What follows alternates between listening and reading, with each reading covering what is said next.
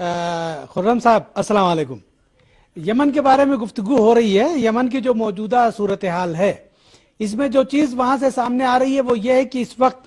عوام میں کافی برہمی پائی جا رہی ہے امریکی مداخلت کے تعلق سے. کوئی دن ایسا نہیں جاتا جب یمن میں امریکی مداخلت کے خلاف مظاہرے نہ ہوتے ہوں. اور انصار اللہ تحریک نے بھی امریکہ سے بیان جاری کر کے واضح طور پر اس سے مطالبہ کیا ہے کہ امریکہ یمن میں مداخلت بند کی جائے. امریکہ کا انٹرسٹ کیا ہے یمن میں جو وہ مداخلت کر رہا ہے؟ دیکھیں جی، اس حوالے سے مجھ سے پیشتر جو آپ کے مہمان تھے انہوں نے اشارہ کیا ہے. امریکہ کا مڈل ایسٹ کے حوالے سے اوورآل اور خاص طور پہ یمن کے حوالے سے جو ان کی اسٹریٹجی تھی، حال ہی میں اس کی تفصیلات سامنے آئی تھی جب وہ ڈرافٹ کانسٹیٹیوشن پیش کیا گیا جس میں یمن کو 6 حصوں میں 6 وفاقی فیڈرل یونٹس میں بریک کرنے کی بات کی گئی. اور یہاں سے ہی بنیادی طور پہ اس بحران کا حال میں جو آغاز ہوا وہ یہیں سے ہوا، جس کو جو حوثی ٹرائب ہیں وہ انہوں نے بہت ہی سختی کے ساتھ اس پلان کو مسترد کر دیا. تو جس امریکی آپ مفادات کی بات کر رہے ہیں یا امریکن پلانز کی بات کر رہے ہیں ریجن کے حوالے سے اور خاص طور پہ یمن کے حوالے سے، ان کا پیٹرن ایک ہی ہے. وہ یہاں پر موجود جتنے بھی مسلمان ممالک ہیں، عرب ممالک ہیں، ان کو یہ بریک اپ کرنا چاہتے ہیں چھوٹے چھوٹے ٹکڑوں میں تاکہ ان کو کنٹرول کرنا ان کے لیے آسان ہو. اور اس حوالے سے سب کے علم میں یہ ہے کہ جو امریکی ادارے ہیں انہوں نے نقشے بھی جاری کیے مڈل ایسٹ کے، جس میں اس کو مختلف چھوٹے چھوٹے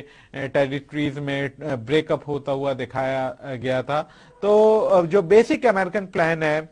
خطے کے حوالے سے، یمن کے حوالے سے، وہ یہ ہے کہ اس کو اتنے چھوٹے مختلف ٹکڑوں میں توڑ دینا تاکہ ان کو کنٹرول کرنا آسان ہو اور کوئی بھی ایک ملک ایک طاقت کے طور پہ ایک وائبل ریاست کے طور پہ ان کے سامنے چیلنج بن کر سامنے نہ آ سکے. اس حوالے سے جو امریکن پراکسی ہے، ریجنل اسٹیٹس ہیں، عرب منارکی ہے، ڈکٹیٹرشپ ہے، انہوں نے بھی اس حوالے سے امریکن پلانز کا اور امریکی جو تدبیراتی اہداف ہیں ان کا پورا ساتھ دیا ہے. اور یہی وجہ ہے کہ یہ منصور ہادی جس کی بات کی جا رہی ہے یہ پرو امریکن لابی سے تعلق رکھتا تھا یہ شخص، اور اس کو اسی لیے یہاں پہ بیٹھایا گیا تھا تاکہ یہ یہاں پر جو امریکن پلانز ہیں یا جو امریکن اہداف ہیں ان کو پورا کر سکے. لیکن خوش قسمتی یہ ہے کہ جو یمن کا شمالی علاقہ ہے جہاں سے بیسکلی یہ حوثی ٹرائب جہاں سے بلانگ کرتے ہیں، یہ لوگ بیدار ہیں اور انہوں نے امریکنز کی ان چالوں کو بھاپ لیا اور وہ یہ جانتے ہیں کہ امریکنز جو ہیں اور ان کا مفاد یہی ہے کہ ان کے ملک کو کمزور کرے، ان کو مزید انتشار میں مبتلا کرے. القاعدہ کی صورت میں پہلے ہی ایک فتنہ وہاں پر موجود ہے اور بلکہ ابھی حال میں ان کی جھڑپ بھی حملے بھی کیے ہیں القاعدہ سے تعلق رکھنے والے تکفیری دہشت گردوں نے حوثی ٹرائب کے اوپر، جس میں ان کے 7 افراد شہید ہوئے ہیں. تو ایک جانب سے القاعدہ کا فتنہ وہاں پر موجود ہے جو کہ پہلے ہی پورے خطے میں جو امریکی اہداف ہیں ان کو پورا کرنے کے لیے بھرپور طریقے سے ایکٹیو ہے. اور دوسری جانب مقامی سطح پہ جو گورنمنٹس ہیں وہ بھی امریکی پٹھو ہیں اور انہوں نے بھی وہی اقدامات مسلسل لیے ہیں جن سے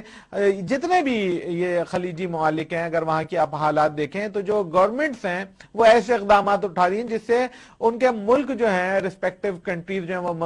مزید کمزور ہوں. اور یہی وجہ یہاں پر بھی ہوئی کہ اس کو جب 600 میں توڑنے کی بات کی گئی 6 فیڈرل یونٹس میں، تو حوثی ٹرائب نے ریئیکٹ کیا اور اس جو امریکی منصوبہ تھا اس کو ناکام بنانے کے لیے انہوں نے اقدامات اٹھائے. جہاں تک بات ہے کہ ان کے مزید کیا آبجیکٹیوز ہیں، انہوں نے بار بار جو لیڈر ہیں حوثی ٹرائب کے عبد المالک حوثی، انہوں نے مسلسل آج بھی یہی کہا ہے انہوں نے کہ لوگ آئیں بات چیت کے لیے آگے بڑھیں اور بات چیت کے ذریعے مسائل کو حل کرنے کی کوشش کریں بجائے اس کے کہ ملک کو مزید حصوں میں تقسیم کیا جائے. اور جو ہادی صاحب کا بنیادی مطالبہ تھا کہ وہ اے ڈی کو ان کے جو معاون تھے ان کو رہا کیا جائے وہ بھی پورا ہو چکا ہے. تو اس کے بعد میں نہیں سمجھتا کہ اب وہاں پہ جو امریکن کیمپ ہے اس کے پاس کوئی ایسی گنجائش رہ گئی ہے کہ وہ بات چیت کے لیے آگے نہ بڑھے یا اس حوالے سے مزید کوئی بہانے بنائے.